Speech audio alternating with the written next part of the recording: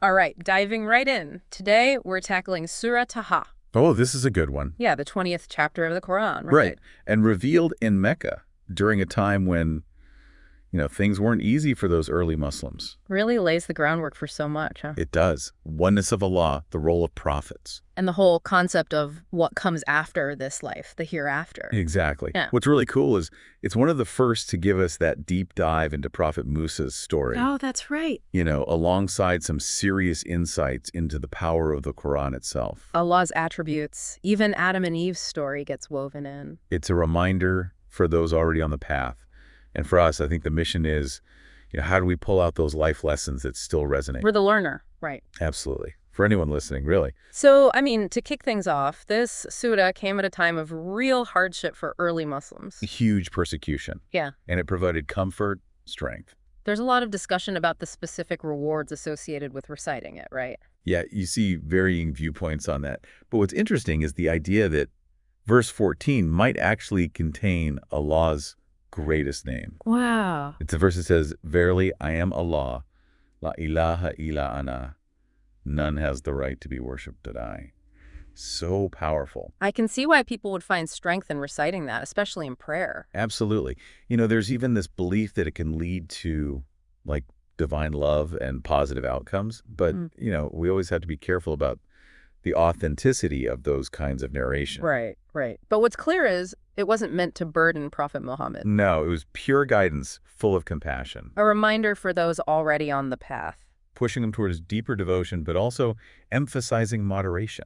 Yeah. Finding that balance in worship. Right. And I think for those early believers, seeing the parallels with prophets like Musa, They must have felt so seen, right? like their struggles weren't unique, that they had this lineage of resilience. Yeah, that makes sense. So, okay, we've got these enigmatic letters at the beginning. Taa-Haa. Always catches you off guard. Then, boom, this powerful statement that the Quran isn't about causing distress, but reminding those who are already aware of God. Verse 6, man. It blows my mind every time. What does it say?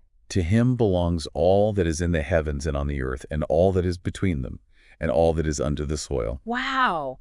That's like complete and utter ownership. It's a picture of total authority and knowledge, right?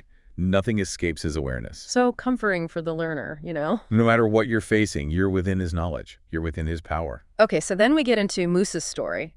That encounter in the sacred valley. Such a vivid scene. Removing his shoes, that simple act of reverence. And then Allah, speaking directly to him in verse 14, "Verily, I am Allah, la ilaha illa ana, so worship me and perform a salat for my remembrance." So the prayer, the salat, it's all about actively remembering God. Keeping him in mind throughout the day, and then the reminder of the coming hour, the day of judgment, A wake-up call to focus on what truly matters. beyond the everyday distractions. I think what's so powerful here, for the learner especially, is seeing how Musa gets divine support.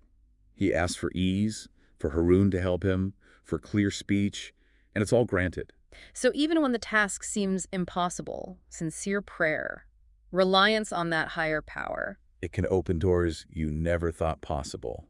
And then that instruction to speak to Pharaoh gently. Even though Pharaoh was a tyrant? It emphasizes the power of kindness, of wisdom, even with someone so difficult. Yeah. Then that whole showdown with the magicians. Oh, man, such a classic story. Truth versus falsehood, right there in front of everyone. And they immediately embrace faith.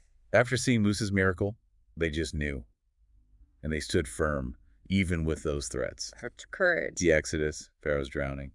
It's divine justice playing out. But then the golden calf, even after everything they'd seen. It's a stark reminder, right? Staying on the right path takes constant effort. And good leadership. For the learner, it speaks to that human tendency towards instant gratification. Something we all got to watch out for. And that ties into what the Surah says later about turning away from Allah's remembrance. It's not just a spiritual thing.